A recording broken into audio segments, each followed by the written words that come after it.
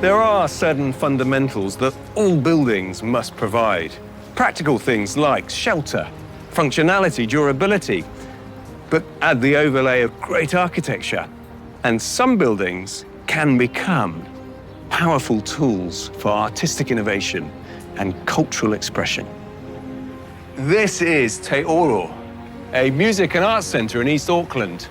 Bold, surprising buildings like this inspire curiosity and connection.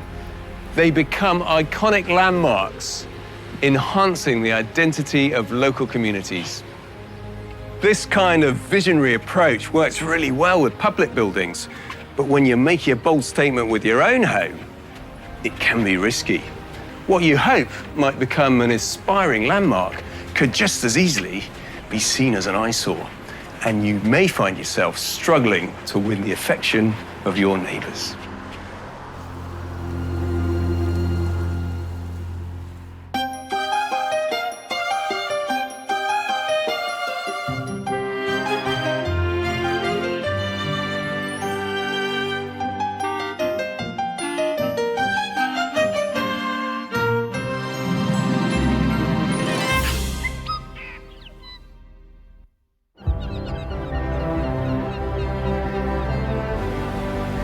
Mark and Lisa Darrow had been searching for a quiet coastal retreat within an easy drive of Auckland for months, until they finally came across a site on the sparkling white quartz sands of Omaha. It was magical. It was like being in Hawaii. For Mark and Lisa, romance first blossomed 37 years ago in an accountant's office in Palmerston North. I broke the photocopier. She came over and fixed it. The rest is history. That was the lightning bolt moment, so I still remember that. I think we make a really good team. He's extremely hardworking, extremely loyal, and he dotes over me. So that's lovely. Despite struggling with photocopiers, Mark now sits on the boards of 8 large organisations. I don't know how he keeps it all organised up here. It's the old adage, if you want something done, ask a busy person, and that's kind of, it keeps me energised. Mark may be busy, but he and Lisa always have time for their kids, Jordan, Troy and Brooke, who've all left home but often return for catch-ups at the family home in Remuera. My life revolves around my family. Family is everything. It's the reason for being, I suppose. And the kids have a lot of time for their parents. Very generous people. So whether it's time, whether it's advice, whether it's helping people in the community. Mark and Lisa plan to downsize their Auckland home, so soon Omaha will become the primary family hub. First and foremost, it's a sanctuary, but it's also for families, so all the chaos that comes with that. And the chaos is fun. Good wine and games and movies, and it's that base.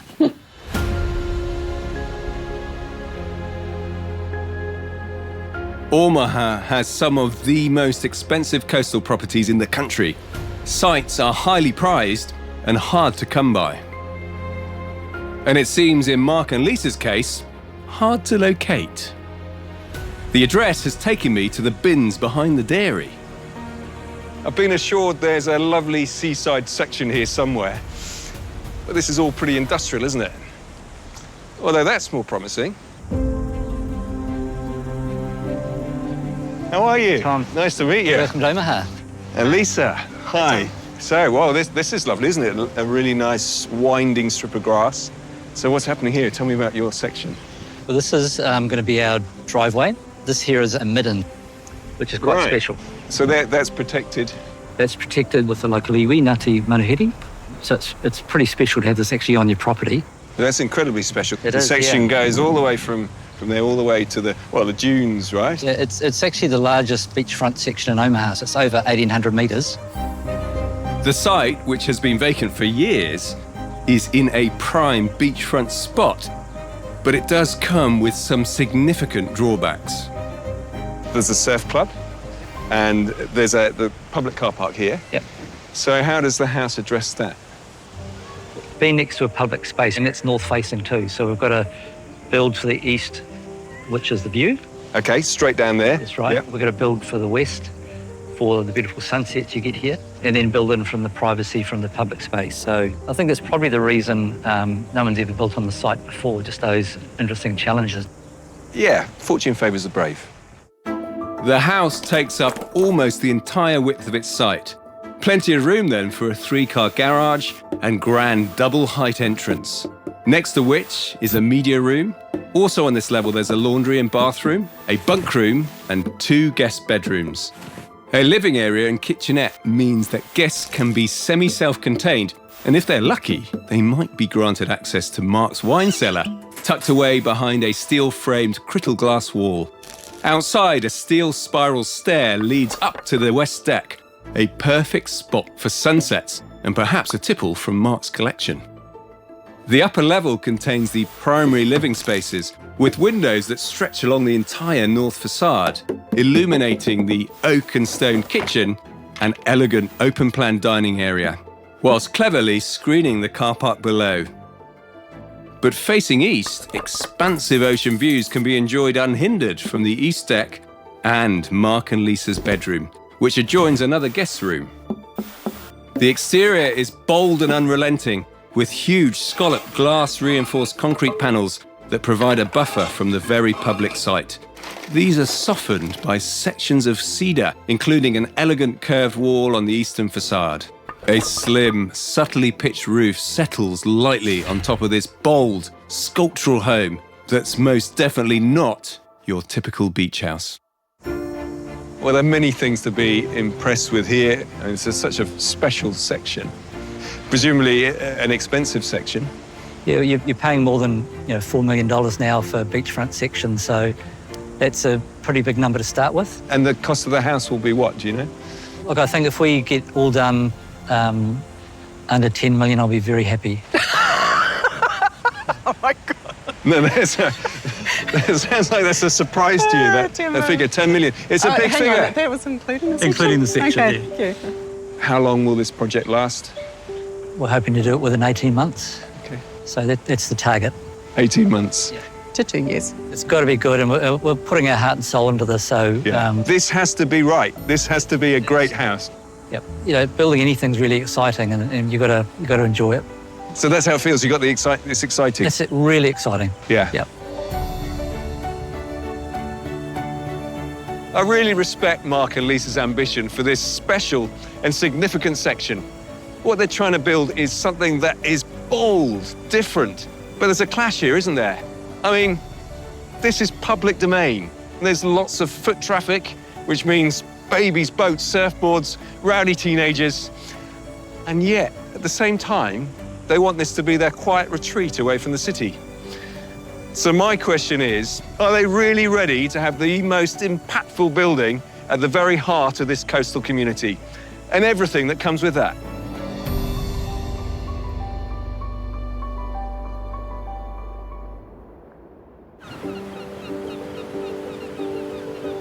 Just a few doors down from the site are a couple of people who know this coastal community extremely well. Mark and Lisa's architects, mother and son, Lindy and Luke Loischka. Hey, how are you? Hey, Lindy. They built this home in 2010, but when designing their place, they didn't have to contend with a public car park. We had to do a lot of analysis around that, and we did a lot of cross-sections showing if the... I think that there's one here. Yeah. Yeah. It's really interesting to see that. Yes. But what strikes me, is the proximity. Here is activity in public and noise and cars, Yeah. and, Yes. and here's a private home. Yes. So, Yes. 2 meters from the burnouts. yeah, Yeah. right. So, your solution is this great wall, the Great Wall of Omaha. Yeah. A story and a half tall. Yes. And that could be potentially quite oppressive. Yes. And so, what did you do? What's the Well, word? it's treated softly. That's like a motif for, I guess, scalloped shell, or, how the wind would affect the sand. That sort of organic form. The roof also offers a counterbalance to the Great Wall. The roof has got very, very narrow little edge, so it's very light. Delicate. So it's like a sort of like a tent sitting on the fortress in a way. Yeah. So could this house happen anywhere else? If there wasn't the car park next door, you wouldn't have this response. There you go. So this is very much of its section. Yes. Yeah. And its place. Definitely. Yeah.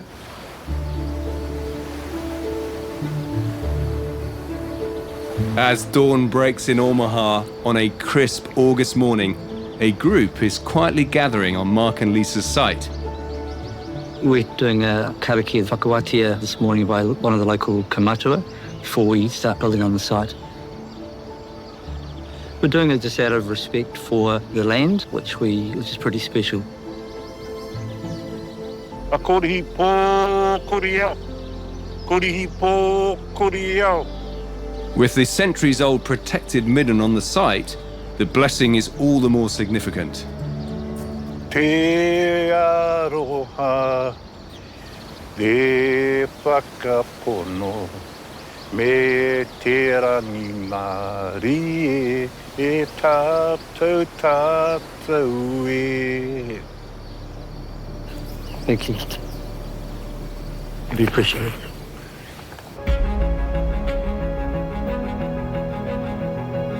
It's not until midsummer, a full 6 months after the karakia, that work begins on site. We had some issues with council around the consents for the geotech. The original foundation design, made of 120 driven piles, wasn't approved by the council. So we've taken the path of least resistance. We're just digging out the whole site. Instead of piles, they're having to use a concrete slab, which entails removing over 70 truckloads of sand and replacing it with hard fill. Can't let it bother you. It is frustrating, but you've got to get it right. This change has delayed the build's original start date by 3 months. Yet Mark seems remarkably calm. It's like a duck analogy, isn't it? You're very calm on top, but you're pedaling like crazy underneath. Mark's unflappable demeanour could be due to the fact that he's built 5 houses before this one. Plus, he has a very experienced project manager, Brad, who's already constructed several high-end Omaha homes. Mark's a very astute businessman. He's very direct. He knows what he wants. We're going to have to be on our game as far as budget, timing, quality, which is a great challenge. Beginning the build 3 months behind schedule is a great way to ramp up the challenge. We were trying to get closed in possibly before winter, but there's no chance.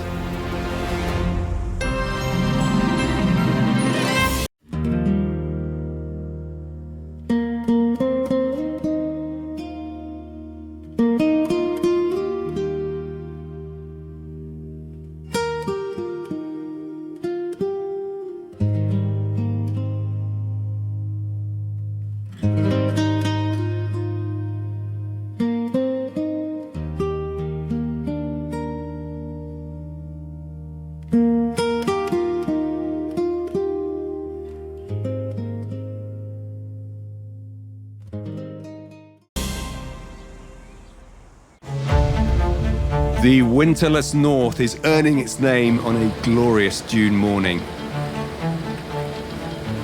Perfect conditions for laying a concrete slab.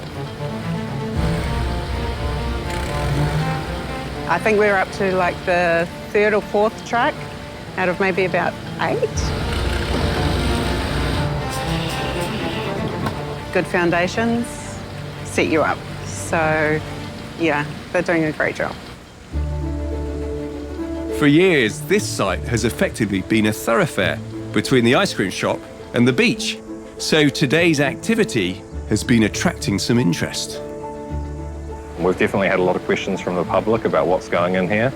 Shop fronts and bars, and yeah, there's been a few wild guesses. No one's actually hit the mark with just a house so far.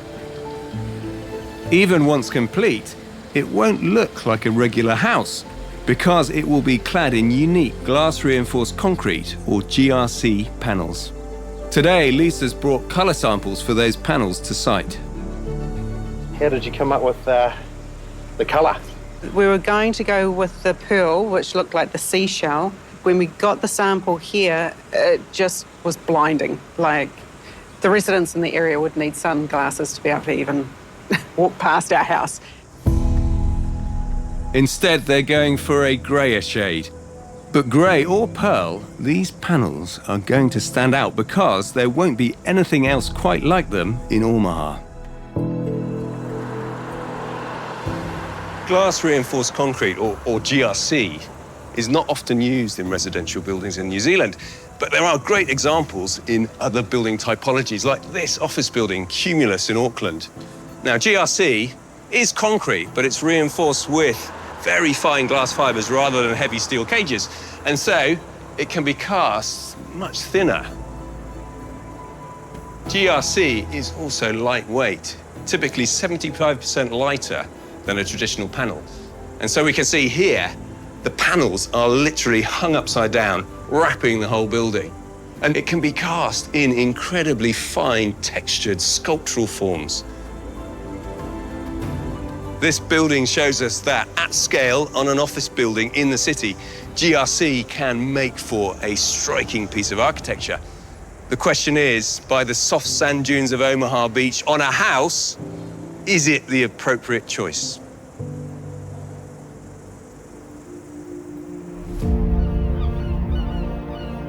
By late winter, a forest of framing has sprung up on site. And today, the steel for the ground floor is being installed. After the significant delay getting the house started, it's great to see this positive progress. We are definitely miles behind schedule, but we will make it up, hopefully. We're in the windowless north. As the ground floor of Mark and Lisa's house begins to take shape, their son Troy, who's also a furniture designer, is finalising drawings for one of the rooms there. As well as the bunk room, Troy's designed 2 sofas for the upstairs living area. The desire to build and make things is in the blood. My grandfather, he'd always have a garage that was pristine with all of his tools, and they were just divine things that he cherished a lot. When his health was failing, Troy's grandfather gifted him his prized tools. There's a lot of pride in when I do use them and when I can use them properly, like my vernier calipers. I use them every day for work because they are so great.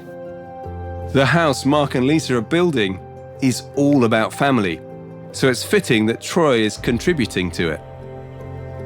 My whole life is going to be devoted to making things, and being able to make something for my parents is doubling up on that fulfillment. Maybe the bunk room is Lisa and Mark's way of future-proofing the house for more family. I get it every second week that they're looking for grandchildren, but I hope they haven't told me to design it just to also have grandchildren for them. I don't put it past them. But yeah, they will be amazing grandparents, regardless, whenever that time does come.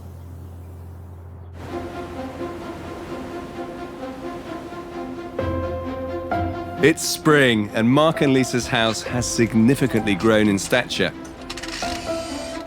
The upper floor steel structure is now almost complete. It's been a very long time. No, it's been a while. Things have changed, haven't they? Look, the house has arrived. It's visually quite imposing. It's huge.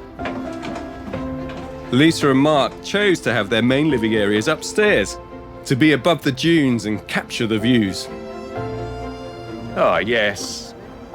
Yeah, this works. Yeah. We got a better result on this floor than we were expecting. And we're above the car park as well, which is really important. And then this lovely hillscape in the background as well. It's phenomenal. Really happy.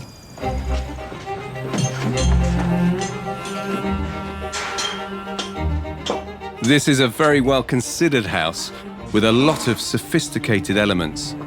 But that doesn't make for a quick build. Planning for this place began over 2.5 years ago. the journey you're on at the moment is taking a while. You could have brought a house maybe here. There are a few of them around. Oh, that would have been so easy. Yeah. Yeah? Yep, no turning back now. Yeah, yeah.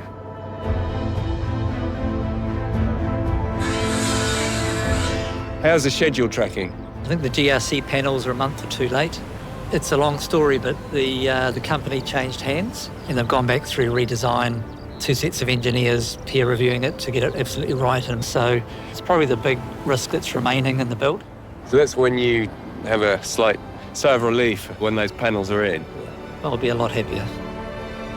The GRC cladding was always a bold choice. Just getting it fabricated is a mission. And even once installed, I do wonder, will it provide both the privacy and the coherent interface between the beach and car park that Mark and Lisa are hoping for?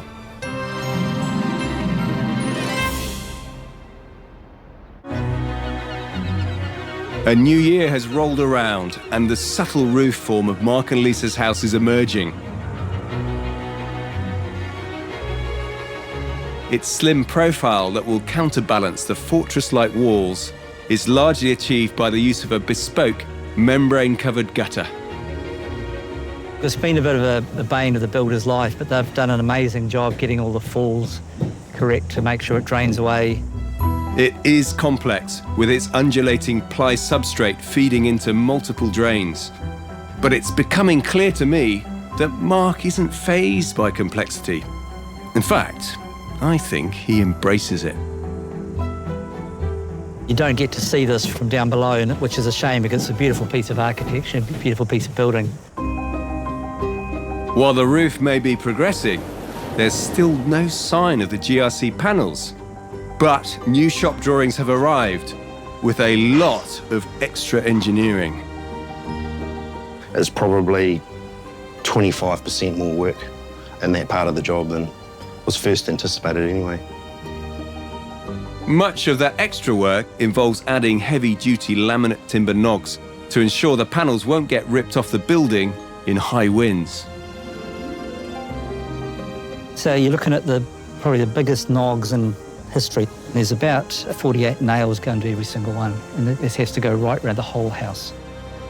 And of course, this extra work means extra time. The schedule is out of the gate at the moment. We're at least 2 to 3 months behind. Mark and Lisa had been hoping that the house would be finished by October, but they've had to adjust expectations. We're going to be in by Christmas, whether it's finished or not.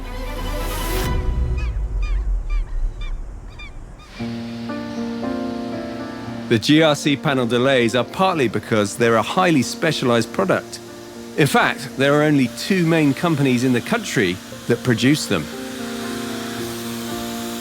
Accurately applying the very fine layers of concrete and exactly the right amount of strengthening glass strands requires a lot of expertise. The guys here are creating an outdoor table, but they have a much bigger challenge with Mark and Lisa's huge scallop panels. And today, the very first one of these is about to be lifted from its mould.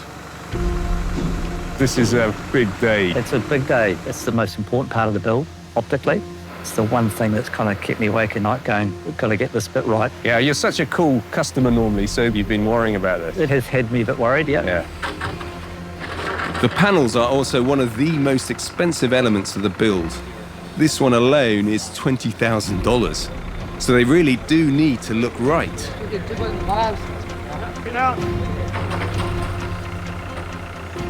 It feels like an incredibly delicate thing being hoisted up by these grunty machines.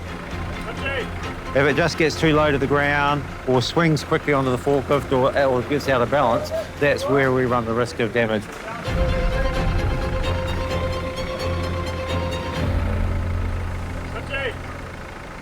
So first panel, here it is. This is number 1 of 22, I think there are. So what do you think? Exciting? Oh, just the magnitude of it is just, Yeah. It's just epic. And the finish. Yeah, there's a few marks here, aren't there? Well, it's just a water coming out. So those will dry out. Yep. You're told. I'm told, yep. Yeah. But you also don't want these panels too perfect because then it's going to look very plasticky. Ah, I totally agree. Having a bit of texture in it's not a bad thing. I'm very happy. Happy. Happy. Well, that's a relief. One panel down, 21 left to go.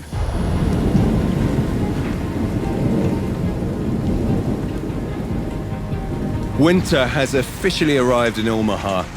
The beach may be deserted, but there's plenty happening on site. Today, the temporary boxing is being removed from the in-situ east-facing concrete staircase. There's always a little bit of nervousness to see if it all turned out all right. So we'll see what it looks like. Hopefully no big holes in it. It's a significant moment for 20-year-old apprentice Lewis.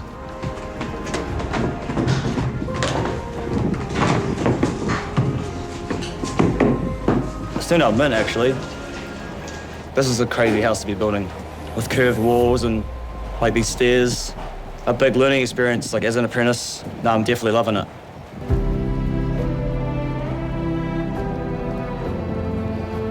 The mastermind behind this unique build is architect Lindy Loischka, who's popped over to check out the newly unboxed and unconventional stairs. There are secret parts and open parts, so it's deliberately complex. It doesn't say exactly this is a staircase. So when you actually go to the bottom of it, then you see the staircase revealed behind the triangular wall. It's really exciting how the house is coming together. I'm just delighted. But there's a key feature that's still conspicuously absent: the GRC panels. When Brad test fitted one of the panel frames to the bracing on the side of the house, it didn't fit. I realised that the measurements are out in our shop drawings by sort of 10, 15 mil. So I put a bit of a stop to everything. The frame fixings are now having to be adjusted, which has knock-on effects. Until the panels are up, the windows along the northern wall can't be installed. Winter's here. We've already had 2 storms, so we've boarded up the exterior so we can keep all the framing and the inside the building dry. And rain's not the only issue. Because we're so close to the ocean, the sea spray just sticks to everything, so we can't afford too many more delays. I feel for Brad. He has a lot on his shoulders completing this challenging build to the highest standards expected. And the public interest in this place must only be amplifying that pressure.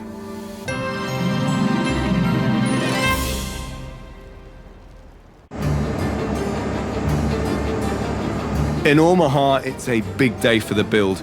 Adjustments to the GRC panel fixings have been completed, and the builders are hoping they'll finally be able to install them.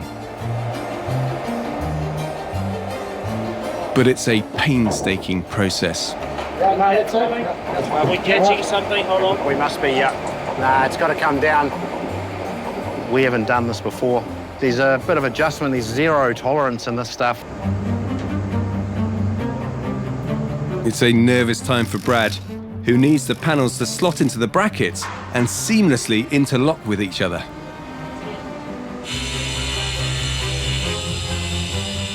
Yeah, we might need to take it back to where the bin is and chuck it on some tall saw stools. So far, every single panel has needed modifying in order to fit. The plan really was to pick them straight off the truck and straight in, but it hasn't worked out like that, so It's definitely frustrating. We'll carry on, we'll persevere. It is what it is.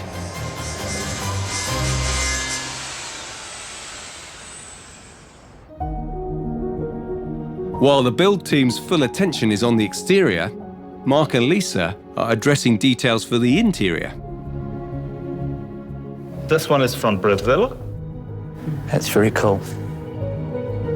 Natural stone is going to be a key feature throughout the house. There's over 3,000 pieces just in this warehouse, so it's like kids in a lolly shop. Oh, wow. Mark and Lisa, who are tackling the interior design themselves, have chosen a quartzite from Brazil. This is going to look amazing. It's starting to feel more real now. Yeah. And today they're selecting the specific slabs for the kitchen, bathrooms, and wine cellar. I'm looking for slabs that have got quite a dynamic grain through them, exactly how we want it. Mark, in particular, has very exacting standards for every element of this house. You've got to get it right. This is probably our last project, so we want to make this one a really good one. Last project. We'll see.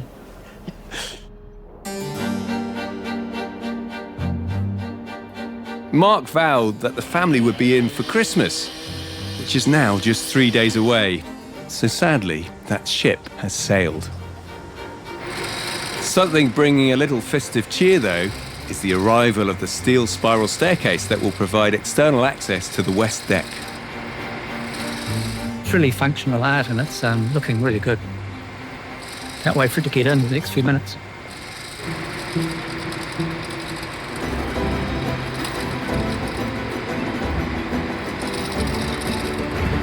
It's a huge piece of metal. Oh my God. About 2 tons there? Like, I'm half not watching.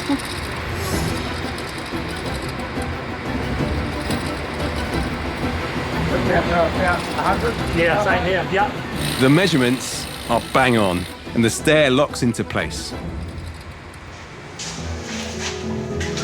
Brooke, who's up from Wellington for the festive break, got to witness this milestone moment. My parents are definitely a power duo. Seeing my dad's vision just coming together with my mom has just been gorgeous. And I love the stairs. It just worked out better than I thought. It visually softens the whole side of the building now. Feels very integrated. It also has an industrial aesthetic that Lisa and Mark are aiming to achieve with the interior. And you can see that in the steel-framed crittle dividing walls that have been recently installed. The original concept inside was very like New York loft. Like the rest of this place, not your typical beach house.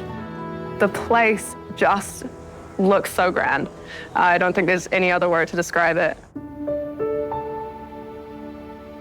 But grand homes take time, and it could be months beyond Christmas before this one's complete. Fortunately, a very welcome distraction has come along. We have a new baby at home. 10 days ago, Troy and his partner LJ delivered the family's much longed for first grandchild, Theodore. We feel as though we've already had our Christmas gifts, you know. Yeah. Just having happy, healthy baby. It was good. No, exactly. And then by the time the place is finished, hopefully Theodore will be able to come and enjoy it with us.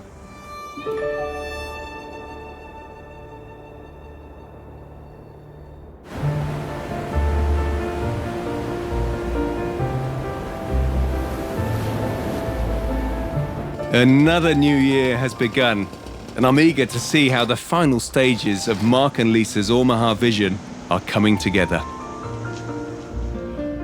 So much thought and effort has gone into this house, making it a generational asset for the family, which of course has already begun to expand. So this is Troy's design work in progress. This is it coming to life. Yeah, you talk about that with your eyes lit up. Are you enjoying being a grandfather? Oh, it's fantastic. Yeah, one day they might have cousins and brothers and sisters, so it's a good place to get the kids down into a bit of a play area in a bunk room. This family story will expand and expand. Yep, I hope so. With swathes of the oak flooring now laid and tiling underway, Mark and Lisa's palette choice of soft neutral tones is emerging. I'll be interested to see how well this integrates with the hard-edged industrial look of the crittle glazing. Now remind me what this room was. This is our wine cellar. Little treat for me, really. It even has a small tasting area, which is receiving a bespoke plaster treatment selected by Mark and Lisa to create a cave-like feel. The way you've chosen to run this project is pretty hands-on. And so I just wonder how you find the time to do that, because this isn't a simple build. This is technically ambitious. It is, and I'm busy everywhere else too, but it's just a special part of my brain that is dedicated to this. Generally, how are you feeling? Are you feeling punch drunk? This is Lisa as well. Look, I think we're really excited. It's been a 4-year project since we bought the land here, so looking forward to having it done. It's tempting to think that this house is very close to the finish line, but of course, there's a lot still to do. And so we can't really judge Mark and Lisa's vision, can we? A house that's both grand in scale and ambition, and a house that sits right next to the public realm, but wants to be a private beach sanctuary. We'll just have to wait then, won't we, to see what the impact this statement piece of architecture will have on both the landscape and the community.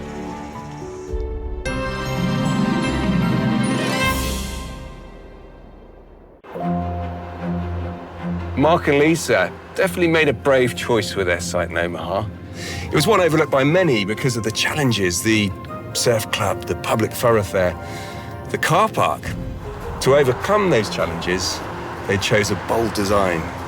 So I'm really curious now to find out whether the risks they took have paid off.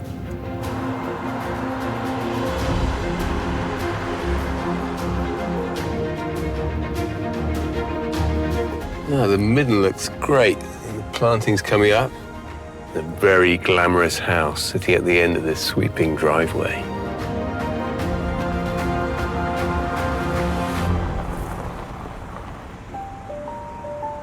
I'm really interested to see this relationship between the car park, which is right here, and this glorious sculptural house. This kind of feels more like an art gallery than a house. Whatever it is, it's gorgeous. Oh, I love this. So the concrete has this sort of material-like feel, almost like curtains, and at this point here, they've been drawn open, revealing beautiful soft timber. Yeah, this is an entrance and a half. Hello. Hey, Lisa. Hi. Tom, how are you? Welcome. Yeah, I'm very good. Even better for seeing this place. I mean, this is amazing. Finally got there. Yeah, what a house. It feels so delicate and sculptural and welcoming and impressive, and I could go on. Come on in.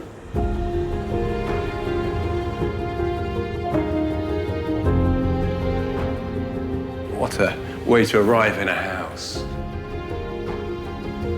And unlike some houses with big entrance lobbies, it doesn't feel empty.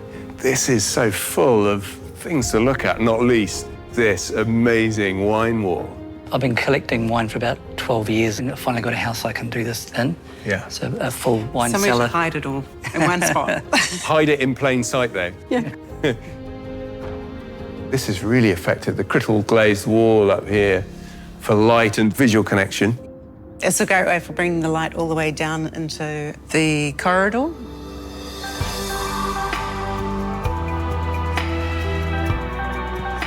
The rest of this lower floor is generously geared up for guests, in particular family, who'll be regulars here now that this place has become the new family HQ. And with Troy's bunk room complete, the Darrow clan can continue to expand. I like this. The glass all the way down to the floor, so you see the floor, that you sort of rise through it. It's so light and bright and transparent everywhere. Those windows are so effective all the way along the northern side, and so we're flooded with light and only a tiny bit of car park, just a slither. Yeah, I don't really see the cars out there. Yeah, well, all right, so from your vantage point, Lisa, yeah, there's no car park, it's just green. Oh, it's gorgeous. We're so close to the public realm, and yet here, it feels really calm. I think you've solved the problem here. Then kitchen in the middle. Now this is your Brazilian quartzite. Yep. You've got the leathered look, which is very tactile. Yeah, it is, isn't it? Feels beautiful. Yeah.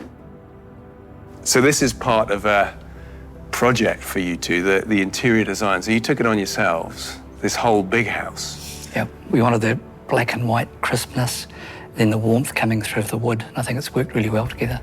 It's cohesive. Yeah, I think you've done very well. It's pretty good. I think we did well. We've done well. Yeah.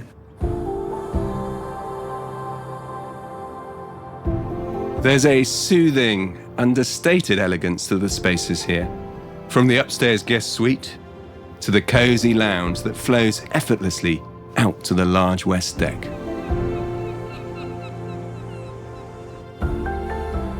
So here you've got the same cedar cladding inside.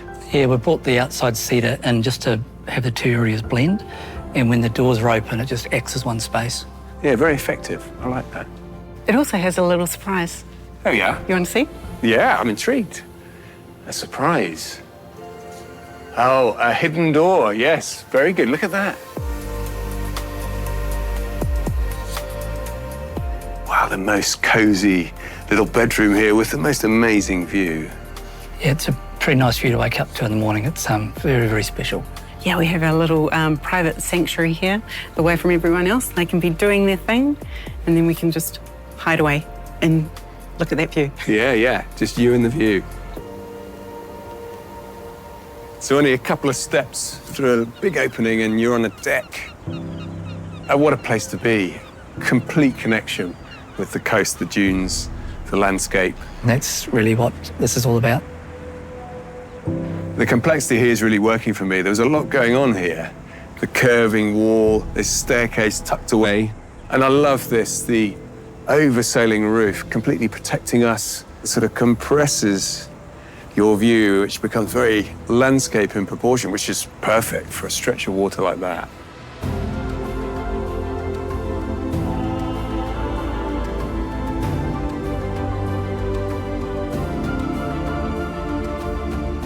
I'm enjoying this, sitting on Troy's sofas in your lovely house. Beautiful view. It's pretty good, isn't it? Yeah, this is probably the first time I've actually sat down and relaxed. It's fair to say there were some challenges with this section, a few risks building next to the car park, and yet wanting a house that was a sanctuary. Do you get a sense of whether that's worked as well as you wanted it to? I think what we managed to do, which other people couldn't find a way to do, was unlock the magic of the site. The privacy that we've created within our own boundaries, being able to pull off something pretty incredible. Fantastic.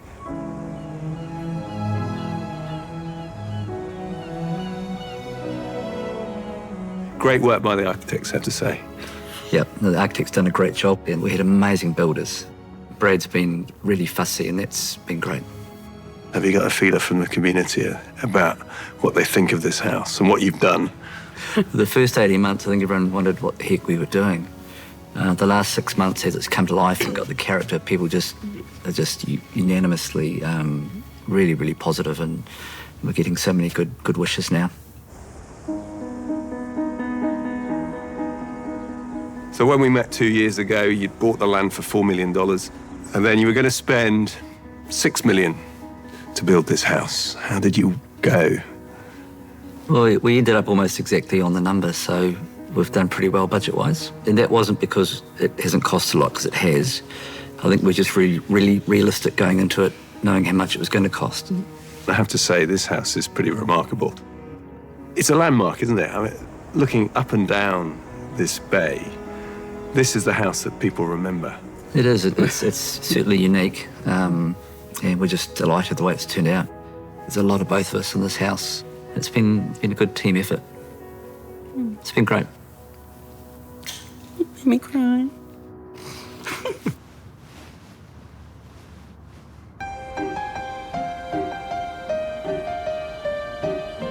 It's really pleasing to discover that Mark and Lisa's 4 years of hard work and home building have given them what they wanted.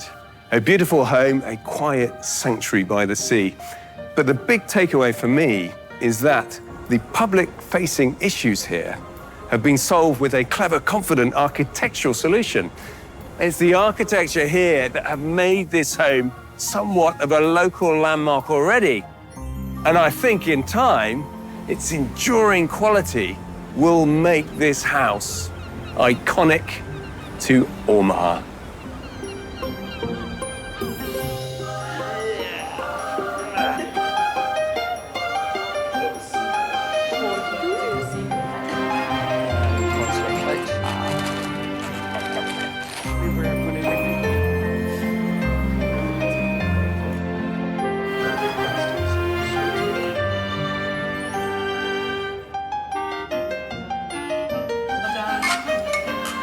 years.